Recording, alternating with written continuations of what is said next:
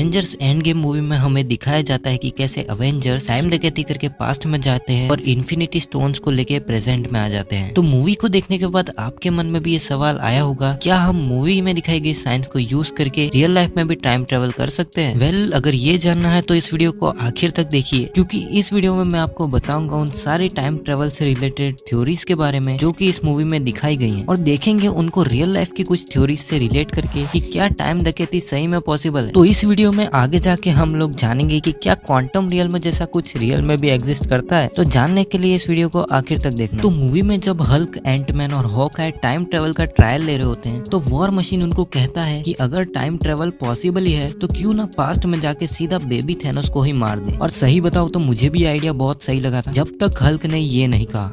मजाक चल रहा है? अगर तुम बीते कल में जाते हो तो वो तुम्हारा आने वाला कल बन जाता है और तुम्हारा पिछला वर्तमान तुम्हारा भूतकाल बन जाता है, जो अब नए भविष्य को लेकर बदलना नामुमकिन है। Exactly. हाँ, पता है तुम्हें कुछ समझ नहीं आया, पर कोई बात नहीं, मैं समझा देता हूँ।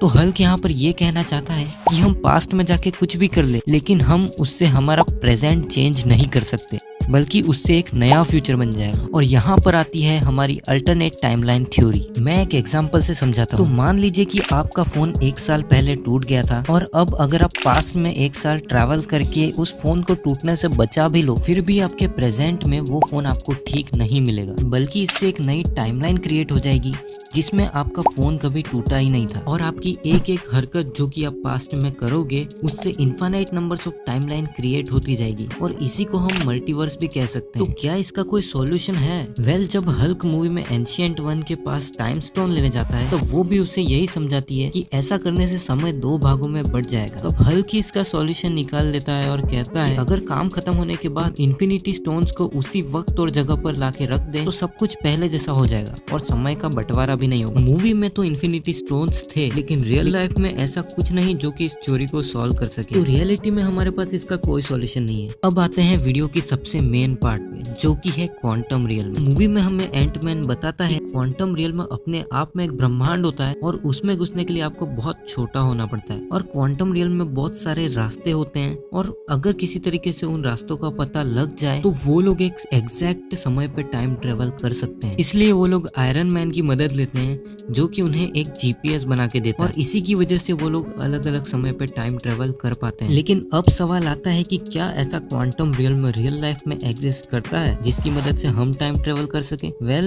इसका जवाब है हाँ। वैसे थ्योरेटिकली ये आइंस्टाइन की थ्योरी ऑफ रिलेटिविटी के हिसाब से पॉसिबल है। आइंस्टाइन के हिसाब से ग्रेविटी का यूज करके हम टाइम डायलेशन कर सकते हैं, मतलब कि जितनी ज्यादा ग्रेविटी उतना ही ज्यादा टाइम डायलेशन। चलो मैं आपको विजुअलाइज कराता हूँ। तो मान लो कि स्पेस टाइम का एक फैब्रिक है जैसा कि आप देख रहे हैं, और इस पर आप बॉल्स रख दो। इन बॉल्स को आप प्लैनेटरी ऑब्जेक्ट समझ सकते हो। जितनी भारी एक बॉल होगी उतना ही ये फैब्रिक नीचे की तरफ फोल्ड होगा, और जितना ज्यादा मास एक प्लेनेट का होगा उतना ही ज्यादा उसका ग्रेविटेशनल फोर्स होगा। तो जितना ज्यादा ग्रेविटेशनल फोर्स प्लेनेट का होगा उतना ही कर्व हमें फैब्रिक में देखने को मिलेगा, और जितना ज्यादा कर्व होगा उतना ही आपको टाइम स्लो डाउन होता हुआ फील होगा। लेकिन अगर हमें पास्ट में ट्रैवल करना है तो हमें इतना ग्रेविटेशनल फोर्स चाहिए जो कि इतना फोर्स उस मैश पर लगाए कि वो बॉल सीधा नीचे गिर जाए, या फिर उस मैश को फाड़ के दूसरी तरफ से निकल जाए, जिससे कि इस तरह का एक स्ट्रक्चर बन जाएगा जिसको हम वर्म होल भी कहते हैं, और उस वर्म होल का इस्तेमाल करके पास्ट में भी ट्रैवल कर सकते हैं। लेकिन इसके लिए हमें एक एक्सट्रीमली पावरफुल ग्रेविटेशनल फील्ड चाहिए जो शायद सिर्फ एक ब्लैक होल में ही हो सकती है। एक स्पिनिंग ब्लैक होल ही शायद इतनी ग्रेविटेशनल फील्ड जनरेट कर सकेगा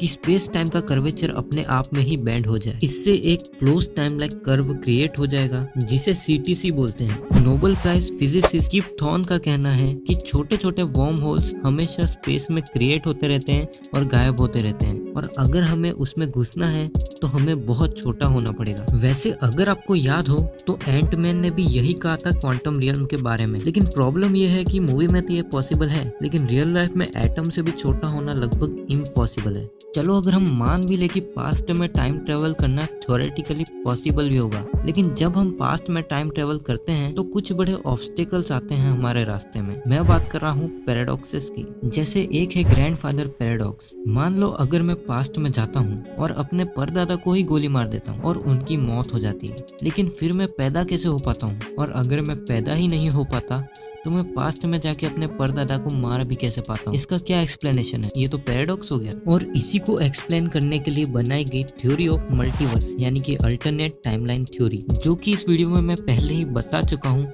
कि अगर आप टाइम में पीछे जाकर कुछ नया करोगे तो वहाँ एक नया यूनिवर्स क्रिएट हो जाएगा और अलग अलग यूनिवर्सेस क्रिएट हो जाएंगे और अलग अलग यूनिवर्सेस क्रिएट होने को ही हम बोलते हैं मल्टीवर्स। इसी से रिलेटेड एक पैराडॉक्स है प्रीडेस्टिनेशन पैराडॉक्स, जो कहता है कि मैं पास्ट में जाके जो भी करता हूँ उससे मेरा अभी का फ्यूचर बनता है और कहता है कि जो डेस्टिनी में लिखा है वैसा ही होगा। अगर कंफ्यूज हो रहे हो तो एक एग्जांपल से समझाता हूँ। इमेजिन करो कि आपका एक्सीडेंट होता है और आपका हाथ फ्रैक्चर हो जाता है और अब आप पास्ट में जाके उस एक्सीडेंट को होने से रोकने की कोशिश करते हो, लेकिन पास्ट में जाके आप कुछ ऐसा कर बैठते हो जिसकी वजह से वो एक्सीडेंट होता है। फिर आपको पता चलता है कि क्योंकि आप पास्ट में गए थे और आपने उस एक्सीडेंट को रोकने की कोशिश करी थी, इसलिए वो एक्सीडेंट हुआ था। तो ओवरऑल पास्ट में ट्रैवल करने में काफी सारी लॉजिकल प्रॉब्लम्स आएगी, पैराडॉक्सेस आएंगे, जिसकी वजह से पास्ट में टाइम ट्रैवल करना तो पॉसिबल नहीं है, लेकिन फ्यूचर में टाइम ट्रैवल जरूर हो सकता है। कैसे, वो जानने के लिए वीडियो को लाइक करिए और चैनल को सब्सक्राइब कर दीजिए, क्योंकि इस वीडियो का सेकंड पार्ट आएगा जिसमें कि मैं बताऊंगा कि फ्यूचर में टाइम ट्रैवल कैसे हो सकता है। लेकिन एक चीज मुझे अभी तक समझ नहीं आई कि डोरेमोन के पास ऐसी कौन सी टेक्नोलॉजी है भाई कि वो आराम से पास्ट और फ्यूचर दोनों में ट्रैवल कर पा रहा है। आपको पता हो तो आप कमेंट सेक्शन में जरूर बताना। तब तक के लिए मिलते हैं अगली वीडियो में।